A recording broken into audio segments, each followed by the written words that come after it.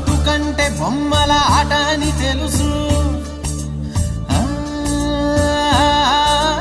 కథ అని తెలుసు, కథ అని తెలుసు, కథలన్నీ కంచికే చేరునని తెలుసు.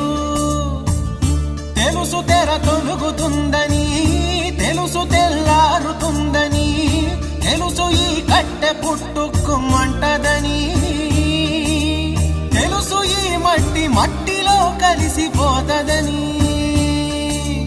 ఇన్ని తెలిసి ఇరకాటంలో పడిపోతావు ఎందుకని? మాయా